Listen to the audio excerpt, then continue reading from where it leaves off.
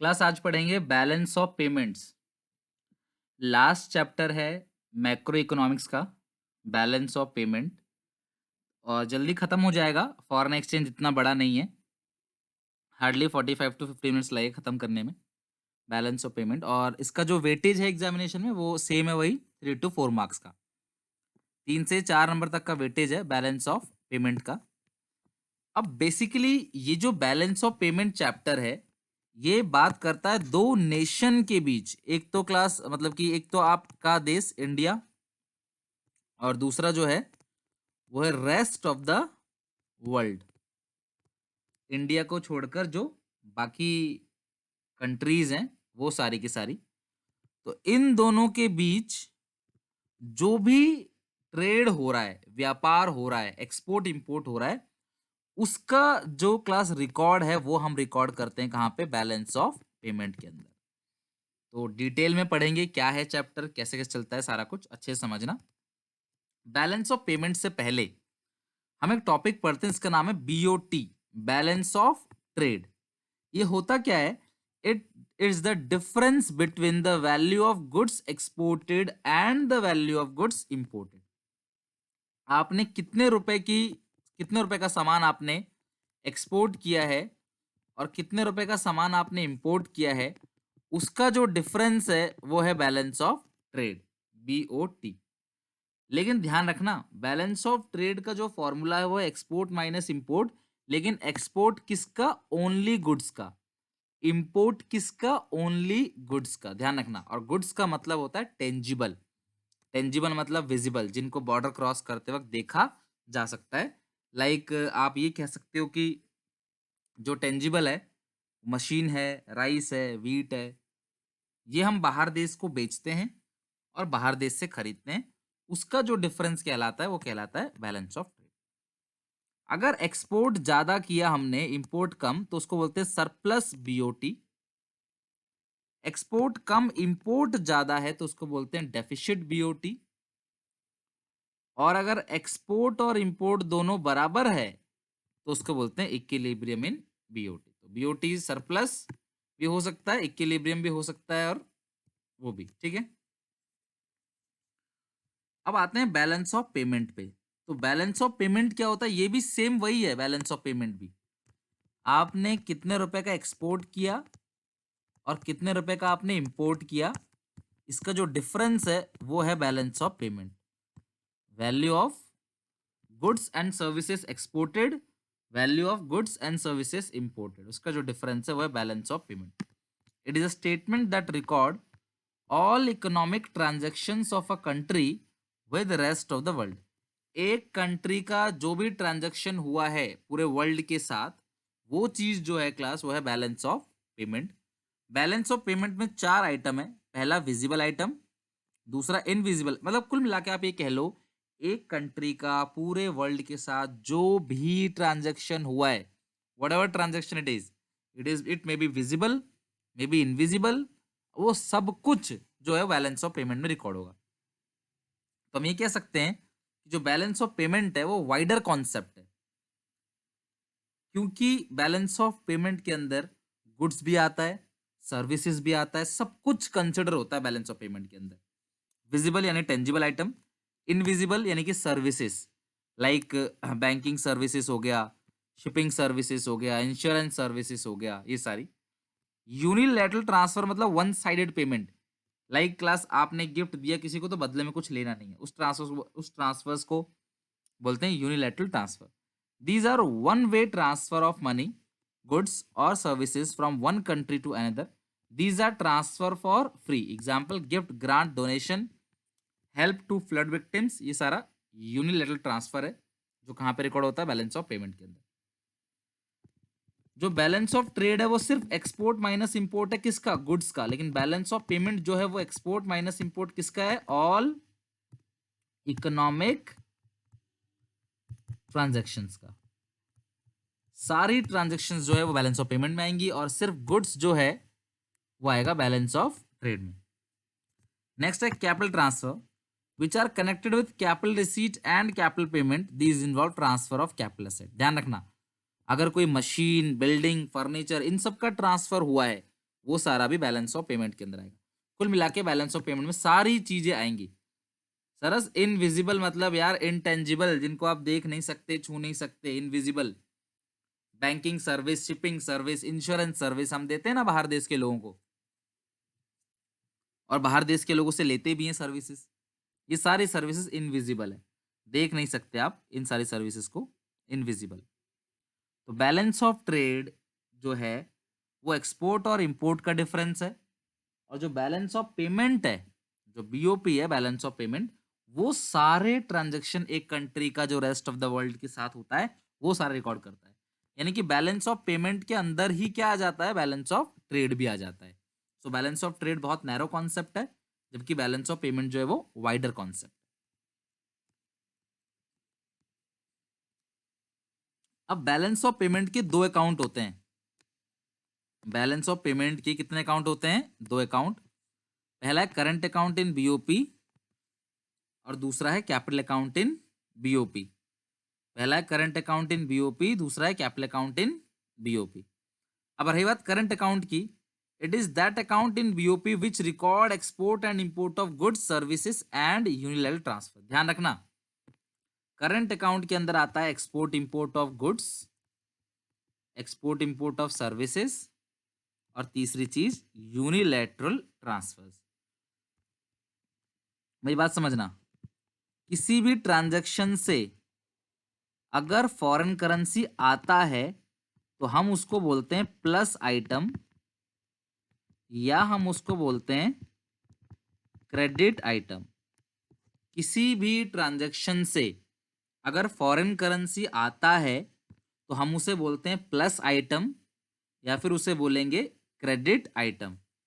और किसी भी ट्रांजैक्शन से अगर फॉरेन करेंसी जाता है तो हम उसको बोलते हैं माइनस आइटम, या हम उसको बोलेंगे डेबिट आइटम। फॉरेन करेंसी अगर आएगा तो प्लस आइटम, फॉरेन करेंसी जाएगा तो माइनस आइटम। माइनस का मतलब होता है डेबिट आइटम और प्लस का मतलब होता है क्रेडिट आइटम। तो ये आप ध्यान रखना कि कभी भी फॉरेन करेंसी हमारे देश में आएगा तो वो प्लस, फॉरेन करेंसी हमारे देश से जाएगा तो माइनस। तो अगर मैं एक्सपोर्ट करूं, अगर मैं चीजों को बाहर बेचूंगा तो उससे फॉरेन करेंसी जो है वो आएगा, आएगा, इसीलिए वो प्लस आइटम होता है, और वो बैलेंस ऑफ पेमेंट के करंट अकाउंट के किस साइड जाएगा, क्रेडिट साइड। जैसे आप अकाउंट्स में अकाउंट बनाते हो ना डेबिट क्रेडिट, वैसा ही है। जब भी पैसा आएगा फॉरेन करेंसी वो जाएगा क्रेडिट साइड, और जब भी पैसा जाएगा तो वो जाएगा कहाँ पे, डेबिट साइड, यानी कि minus side. Components of current account in BOP, export and import of goods. तो पहला जो कंपोनेंट है वो एक्सपोर्ट इंपोर्ट ऑफ गुड्स, यानी कि बैलेंस ऑफ पेमेंट के करंट अकाउंट के अंदर गुड्स का एक्सपोर्ट इंपोर्ट, सर्विसेज का एक्सपोर्ट इंपोर्ट, यूनिलैटरल ट्रांसफर्स का रिसीव और पेमेंट वो रिकॉर्ड होता है। ध्यान रखना, पहला गुड्स, दूसरा सर्विसेज, तीसरा unilateral transfer. It record the export and import of tangible goods like machine, visible item. All export of goods are recorded as credit item और plus item.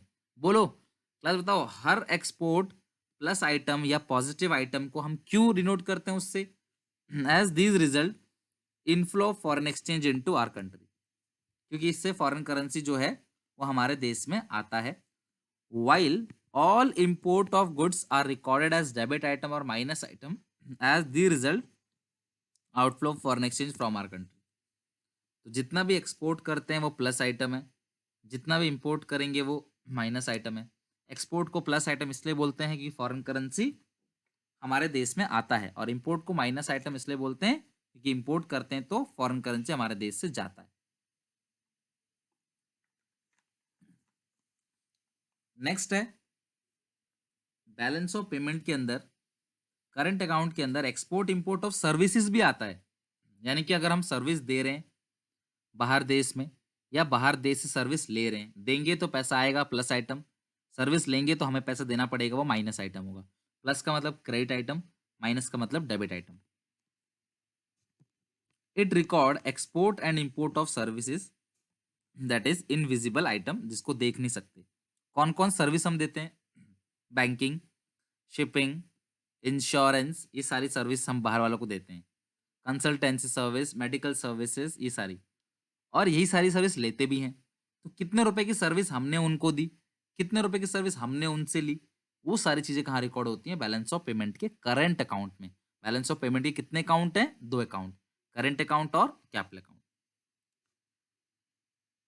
It record export and import of services like invisible item, which is not seen as crossing the border. Services are split into two component. ध्यान रखना, services दो part में, पहला है factor services, दूसरा है non factor services. Factor services involve payment in terms of income like compensation of employees. Factor service मतलब क्या होता है क्लास? जो लोग काम कर रहे हैं, कॉम्पनसेशन ऑफ एम्प्लॉइज, यानी कि नॉर्मली जो लोग वहां जाके काम करते हैं और काम करके सैलरी लेते हैं, वेजेस लेते हैं, तो उनको बोलते हैं factor services. Non factor services like shipping, insurance, banking involve payment in terms of revenue. So all export of services are recorded as credit item और plus item as these result inflow of foreign exchange. तो हम जितने भी services बाहर वालों को देते हैं, whether it is a factor services और नॉन फैक्टर सर्विसेज, वो प्लस आइटम होगा। Where all import, whereas all import, जितनी भी हम बाहर से इंपोर्ट कर रहे हैं, वो डेबिट साइड रिकॉर्ड होगा, वो होगा minus item, because it result outflow of foreign exchange. तो अगर हम एक्सपोर्ट करेंगे तो प्लस आइटम, वो इंपोर्ट करेंगे तो माइनस आइटम। प्लस का मतलब क्रेडिट, माइनस का मतलब डेबिट, चाहे वो गुड्स हो चाहे वो सर्विसेज हो। क्लियर है यहां तक? तीसरा है गिफ्ट। गिफ्ट लिया तो प्लस आइटम, गिफ्ट दिया तो माइनस आइटम। भाई लेंगे तो करेंसी आएगा, देंगे तो करेंसी जाएगा। It also record the current transfer, it refers to transfer for free. Current transfer मतलब क्या होता है? ट्रांसफर फॉर फ्री, यानी कि फ्री में ट्रांसफर किया है, सेल नहीं किया, ट्रांसफर कर दिया। These are unilateral transfer by way of gift, grant, donation etcetera. So receipt of unilateral transfers are recorded as credit item और प्लस आइटम। अगर यूनिलैटरल ट्रांसफर्स मिला है तो plus item, because it results inflow of foreign exchange into our country. Whereas payment of unilateral transfers are recorded as debit item or minus item because it result outflow of foreign exchange from our country। और हम तीनों की value को add करेंगे, चाहे visible हो, चाहे invisible हो, चाहे यूनिलैटरल ट्रांसफर्स हो, उसको हम बोलेंगे बैलेंस ऑफ पेमेंट का करंट अकाउंट। क्लियर है? यानी कि तीनों की वैल्यू को ऐड करके जो आएगा वो बैलेंस ऑफ पेमेंट का करंट अकाउंट का बैलेंस आएगा। अभी तक का सारा रिवीजन करा देता हूं आपको मैं। बैलेंस ऑफ पेमेंट से पहले पढ़ा है मैंने आपको balance of trade. Balance of trade क्या होता है क्लास? जितने भी रुपए का सामान एक्सपोर्ट किया है, जितने भी रुपए का सामान इंपोर्ट किया है, उसका डिफरेंस। बस फर्क यही है कि इसमें सर्विसेज रिकॉर्ड नहीं होती, सिर्फ गुड्स रिकॉर्ड होती है, यानी कि विजिबल आइटम रिकॉर्ड होता है। Export minus import. क्लियर है यहाँ तक? अब जितने भी एक्सपोर्ट हैं वो होता है प्लस मतलब जितना भी एक्सपोर्ट है उसमें से हम क्या घटाते हैं? इंपोर्ट। अगर एक्सपोर्ट ज्यादा है इंपोर्ट से तो सरप्लस, एक्सपोर्ट कम है तो उसे बोलते हैं डेफिसिट, और एक्सपोर्ट इंपोर्ट बराबर है तो उसे बोलते हैं इक्विलिब्रियम। क्लियर है यहाँ तक? अब नेक्स्ट पढ़ा हमने बैलेंस ऑफ पेमेंट। तो बैलेंस ऑफ पेमेंट के अंदर जो है वो दो अकाउंट है। पहला है बैलेंस ऑफ पेमेंट के अंदर करंट अकाउंट, दूसरा है बैलेंस ऑफ पेमेंट के अंदर कैपिटल अकाउंट। करंट अकाउंट के अंदर तीन चीजें आती हैं। क्या क्या आती हैं? Export import of goods, export import of services और यूनिलैटरल ट्रांसफर्स। एक्सपोर्ट करो चाहे गुड्स का चाहे सर्विसेज का, प्लस आइटम होता है। इंपोर्ट करोगे तो minus item. Gift, donation, charity, unilateral transfer, gift, donation, charity, ये सारी चीजें अगर हम क्लास लेते हैं तो प्लस और देंगे तो माइनस। यहां तक हम लोगों ने पढ़ लिया। अब आते हैं क्लास बैलेंस ऑफ पेमेंट के कैपिटल अकाउंट के ऊपर। यहां तक क्लास कोई दिक्कत परेशानी किसी को बताओ? बैलेंस ऑफ पेमेंट का current account, export import of goods services और यूनिलैटरल ट्रांसफर्स। तो बचा बैलेंस ऑफ पेमेंट का कैपिटल अकाउंट, उसके अंदर क्या क्या आता है जरा देख लेते हैं। और बैलेंस ऑफ ट्रेड में सिर्फ एक्सपोर्ट इंपोर्ट गुड्स का आता है, जबकि बैलेंस ऑफ पेमेंट में सभी चीजों का एक्सपोर्ट इंपोर्ट आता है, गुड्स का भी, सर्विसेज का भी, यूनिलैटरल ट्रांसफर्स का भी, कैपिटल ट्रांसफर्स का भी, सब चीज, everything cover in balance of payment. So balance of payment is a broad concept as compare to balance of trade.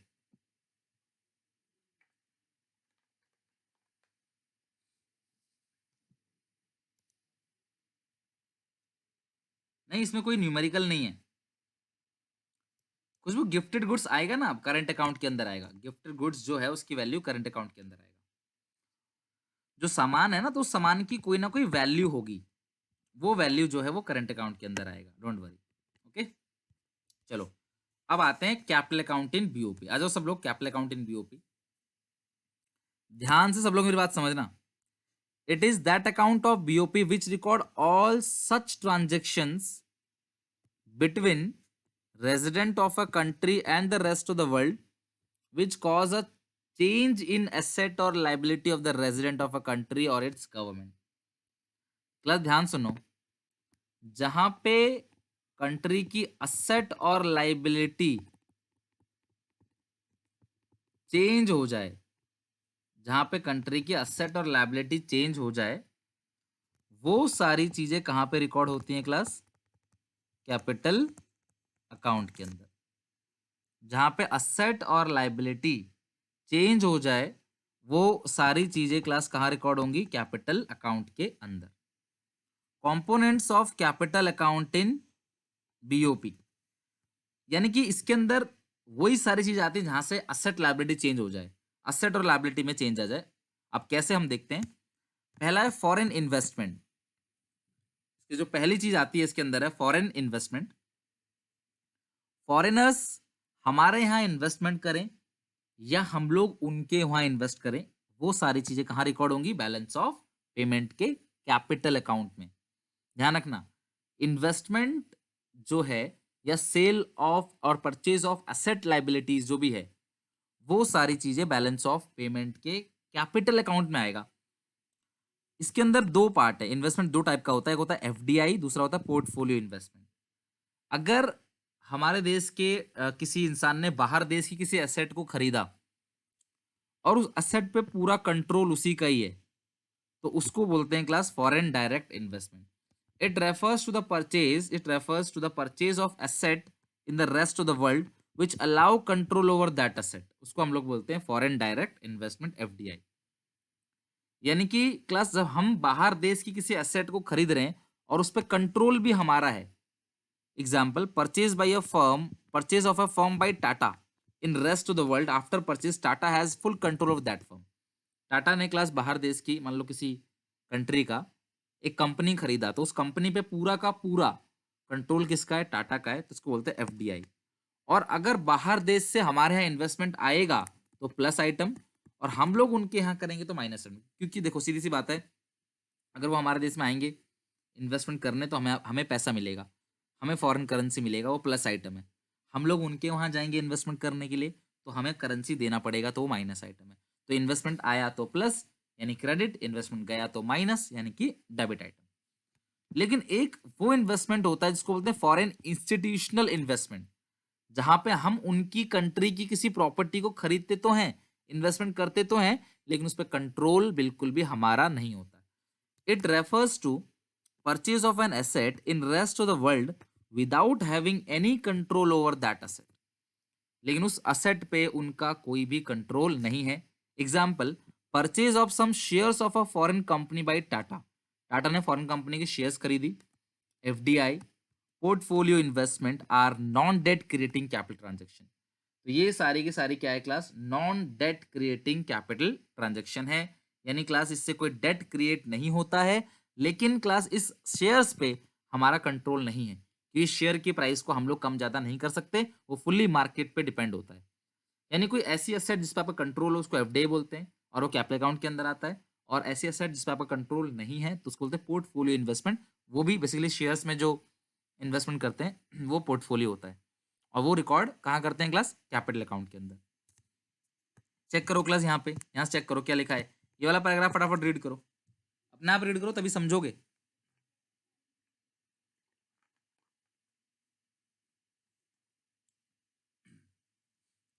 Portfolio investment by non resident यानी कि बाहर के लोग in our country is recorded as credit item और plus item.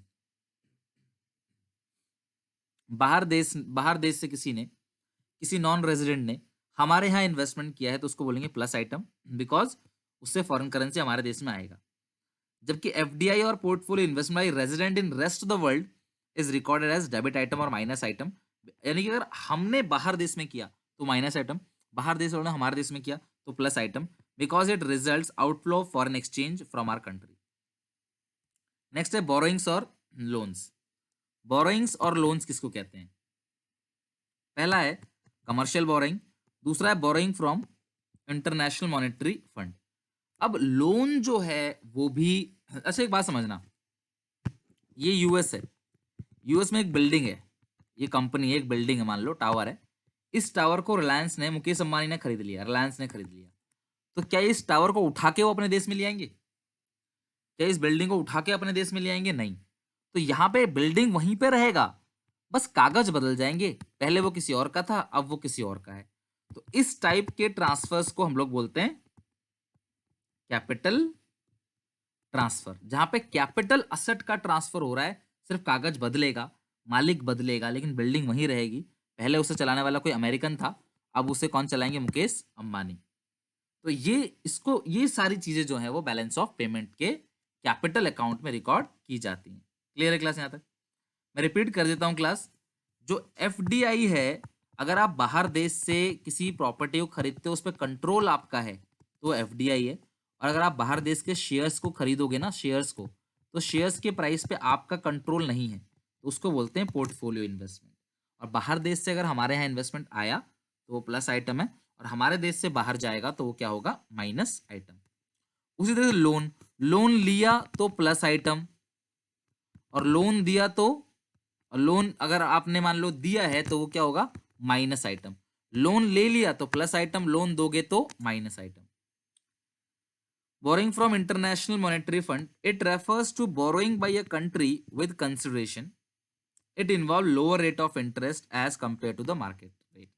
कहने का मतलब क्या है कि अगर एक कंट्री किसी सरकार से, किसी प्राइवेट सेक्टर से, बाहर देश से, मनी मार्केट से पैसा ले लेता है तो वो प्लस आइटम है, या आईएमएफ से पैसे ले लेता है। क्लास मैं बता दूं आपको, वर्ल्ड लेवल के दो फाइनेंशियल इंस्टीट्यूशन होते हैं जो वर्ल्ड लेवल पे ऑपरेट करते हैं। वर्ल्ड लेवल पे क्लास दो फाइनेंशियल मतलब कि इंस्टीट्यूशंस हैं जो वर्ल्ड लेवल पे ऑपरेट करते हैं। एक का नाम है वर्ल्ड बैंक और दूसरे का नाम है क्लास इंटरनेशनल मॉनेटरी फंड। तो लोन अगर आपने आईएमएफ से लिया, या फॉरेन गवर्नमेंट से लिया, या फॉरेन बैंक से लिया, तो लोन लेना प्लस आइटम और लोन देना माइनस आइटम। अगर हमें लोन दिया तो माइनस आइटम है। All the borrowings are debt creating capital transaction, सारे बोरोइंग से क्या बन जाता है? डेट बन जाता है, कर्जा बन जाता है। और जो भी आपने लोन लिया है from rest of the world वो होगा प्लस आइटम, वो क्रेडिट साइड रिकॉर्ड होगा। और जो लोन आपने दिया है वो होगा माइनस आइटम, वो डेबिट साइड रिकॉर्ड होगा। लोन लिया प्लस आइटम, क्यों? क्योंकि फॉरेन करेंसी आएगा। लोन दिया माइनस आइटम, क्यों? क्योंकि फॉरेन करेंसी जाएगा। क्लियर है? तो फॉरेन मतलब कि फॉरेन इन्वेस्टमेंट और बोरोइंग, शॉर्ट में एफबी याद कर लेना। फॉरेन इन्वेस्टमेंट और बोरोइंग से दोनों कहाँ पे आता है क्लास? कैपिटल अकाउंट का कंपोनेंट है। और मैं बता दूं आपको, एग्जामिनेशन में सबसे ज्यादा चांस यही है कि वो ये पूछ ले कि करंट अकाउंट में क्या क्या आता है, कैपिटल अकाउंट के कंपोनेंट्स क्या क्या है। तो आपको करंट अकाउंट के कंपोनेंट तो पता ही चल गया, export import of goods, export import of services और यूनिलैटरल ट्रांसफर्स। और कैपिटल अकाउंट में क्या होता है बताओ? फॉरेन इन्वेस्टमेंट और लोन्स, यानी कि borrowings.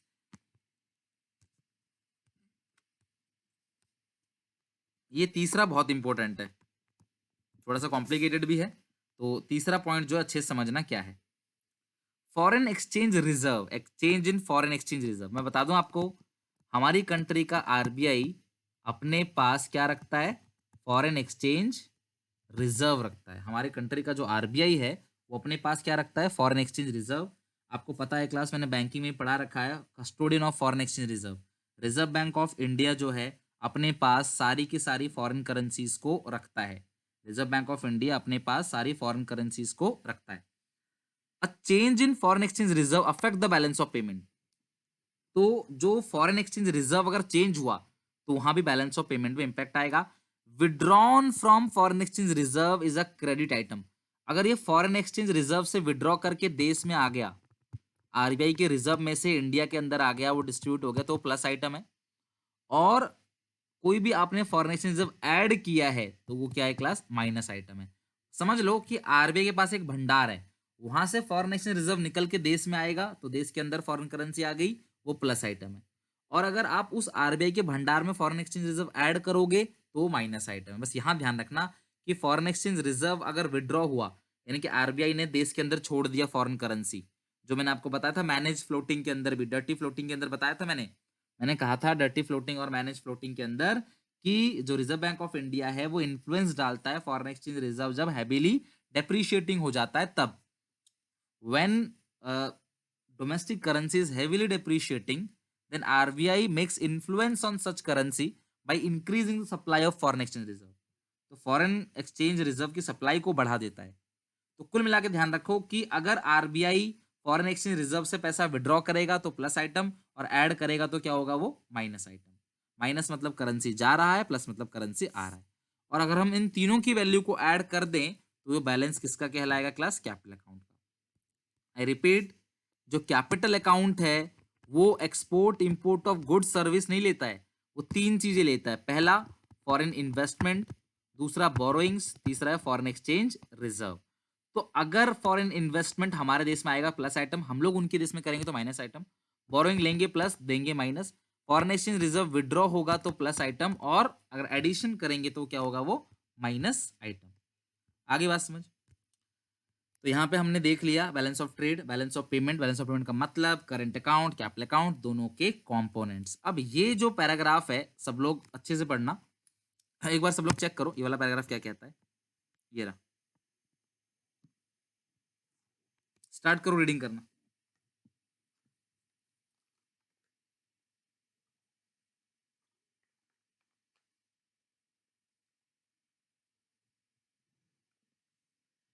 We can say that capital account do not record export and import of capital goods like plant machinery and consumer goods like milk.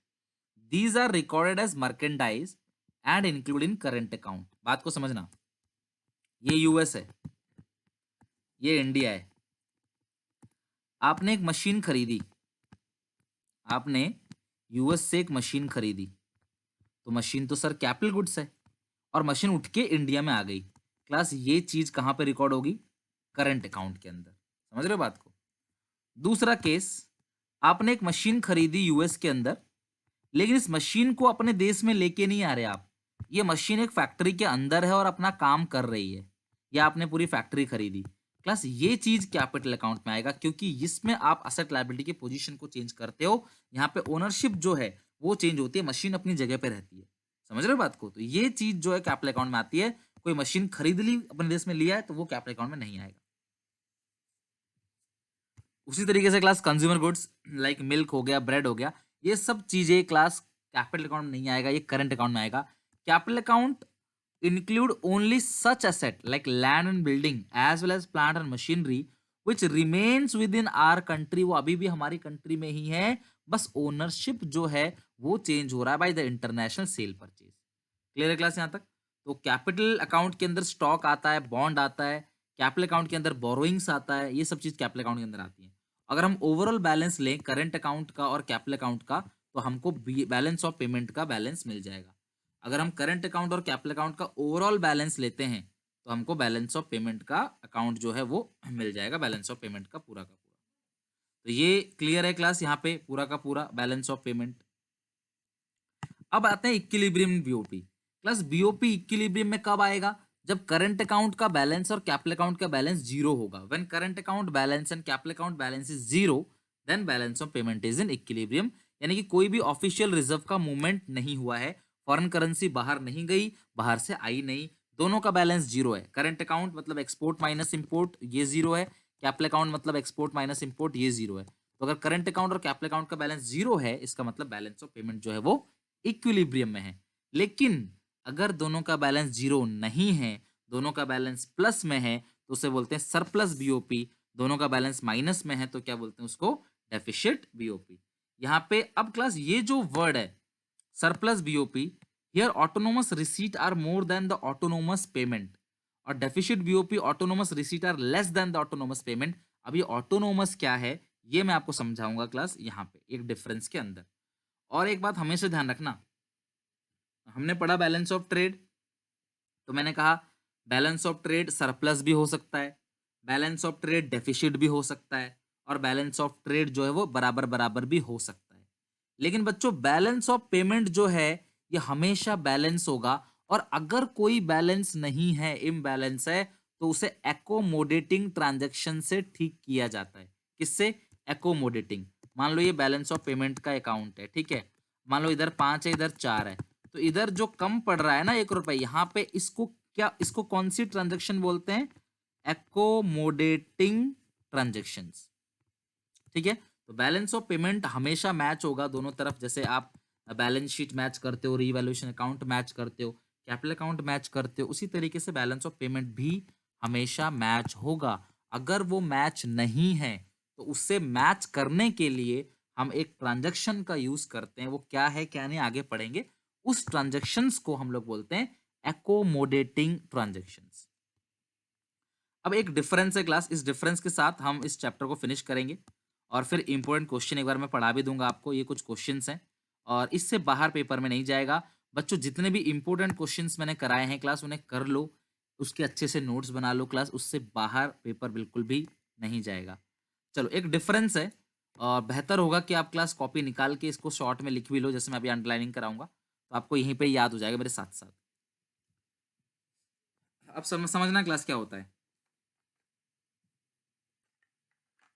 बच्चों। बैलेंस ऑफ पेमेंट में हम जो भी ट्रांजैक्शन मुनाफा कमाने के लिए करते हैं, बैलेंस ऑफ पेमेंट में हम जो भी ट्रांजैक्शन मुनाफा कमाने के लिए करते हैं उनको हम लोग बोलते हैं ऑटोनोमस ट्रांजैक्शन। ध्यान समझना, जो भी ट्रांजैक्शन मुनाफा कमाने के लिए करते हैं या रेगुलर बेसिस पे जो भी ट्रांजैक्शन हम नॉर्मली करते हैं उसको हम लोग बोलते हैं autonomous transaction. Autonomous item refers to those international economic transactions which occur due to some economic motive such as profit maximization. Example, import of machine from Japan.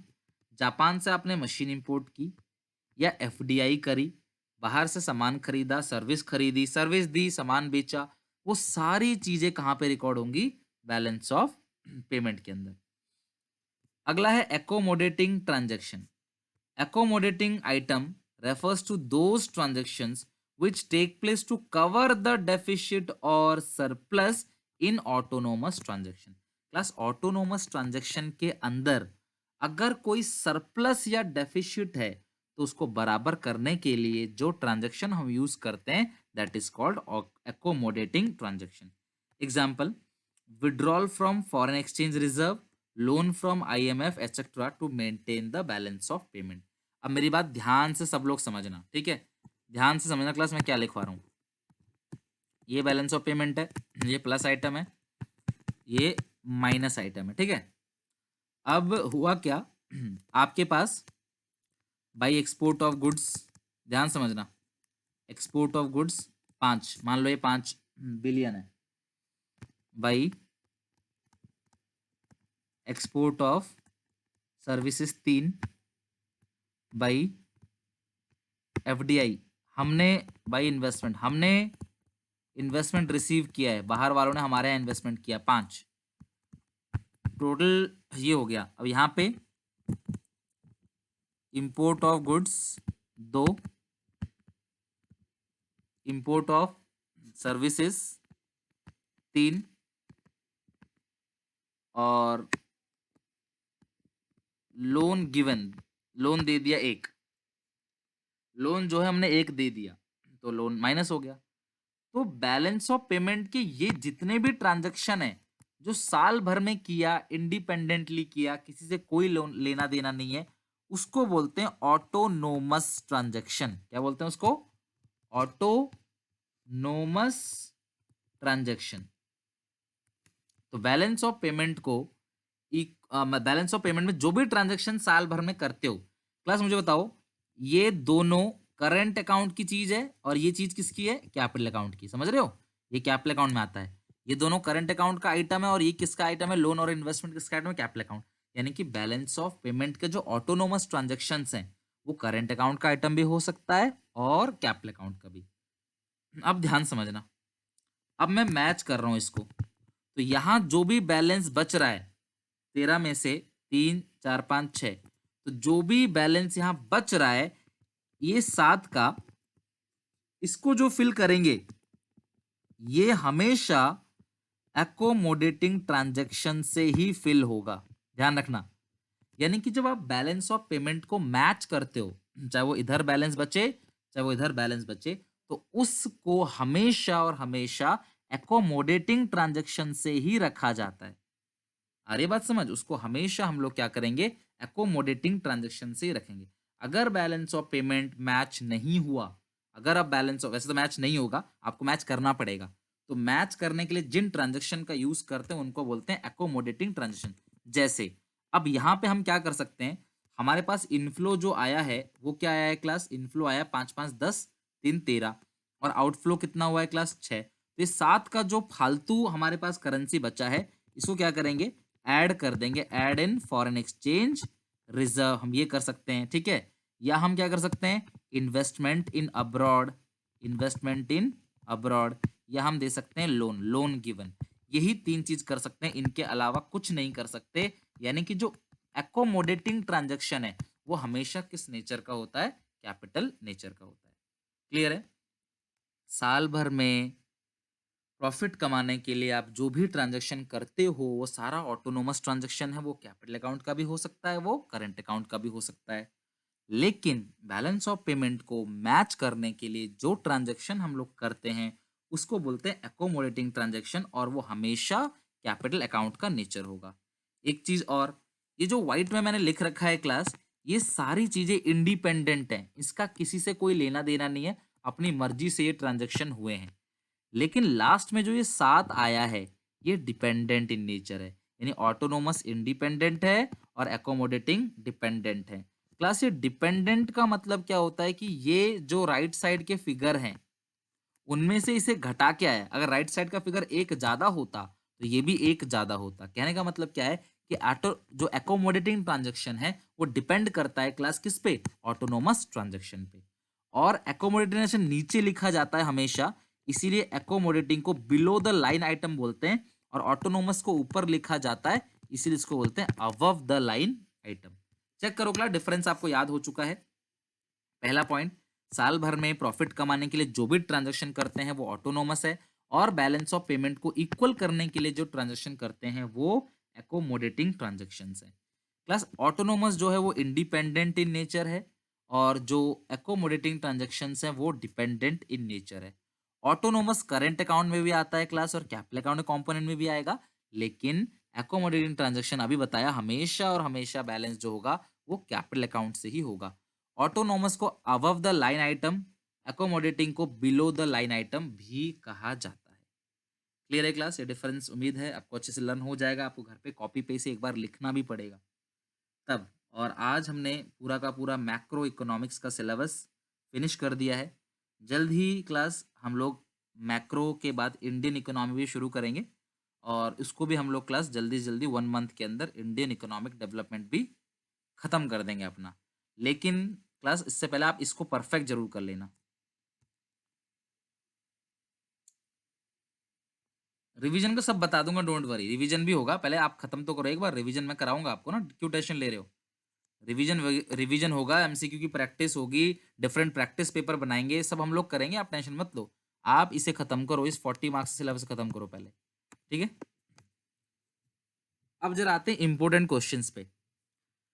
Where borrowings from abroad record in the balance of payment, बोलो borrowing लिया है बाहर से तो पहले plus होगा, और किस अकाउंट में आएगा, कैपिटल अकाउंट में। बाहर देश से आपने उधार लिया है ना, तो ये प्लस होगा, ठीक है। और ये किस के अंदर आया क्लास, कैपिटल अकाउंट के अंदर। प्लस क्यों होगा, ये फॉरेन करेंसी हमारे देश में आ रहा है। Where is sale of machinery to abroad, sale of machine कहाँ पे आता है क्लास, करंट अकाउंट, और सेल करेंगे तो पैसा आएगा, साथ में क्लास ये क्या हो जाएगा, प्लस आइटम कहलाएगा, प्लस आइटम और करंट अकाउंट। चलो अब आपसे पूछता हूं, जरा मुझे बताओगे, ये मैं आंसर दिखाऊंगा नहीं, सिर्फ इतना दिखा रहा हूं, हाँ ये रहा। इन्वेस्टमेंट फ्रॉम अब्रॉड, बोलो सब लोग बताओ, चलो जल्दी सब लोग बताओ। बाहर देश से इन्वेस्टमेंट आया, बाहर देश से इन्वेस्टमेंट आया, बोलो कहाँ पे आएगा। बाहर देश से लोगों ने हमारे यहाँ इन्वेस्ट किया, यानी एफडीआई, एफडीआई बाहर देश से हमारे यहाँ इन्वेस्ट किया, बोलो कहाँ पे आएगा। बाहर देश से इन्वेस्टमेंट आया है हमारे देश के अंदर, कहाँ पे क्लास रिकॉर्ड होगा वो। क्लास सबसे पहली बात कि इन्वेस्टमेंट कैपिटल अकाउंट में आएगा, और बाहर देश से आया है तो पैसा आएगा हमारे पास, तो क्रेडिट आएगा। शरस क्रेडिट आएगा भाई, क्रेडिट। अरे इन्वेस्टमेंट फ्रॉम अब्रॉड, बाहर से इन्वेस्टमेंट आएगा तो पैसा जाएगा थोड़ी, पैसा तो आएगा ना हमारे पास। तो प्लस आइटम, प्लस का मतलब क्रेडिट, और कहाँ पे आता है, कैपिटल अकाउंट के अंदर। लास्ट पॉइंट बताओ, transfer of fund to relative in abroad. आपके रिश्तेदार रहते हैं विदेश में, आप उनको पैसे देते हो। आपके जो रिश्तेदार हैं वो विदेश में रहते हैं और आप उनको पैसे देते हो, तो वो लोग कहाँ पे आएगा?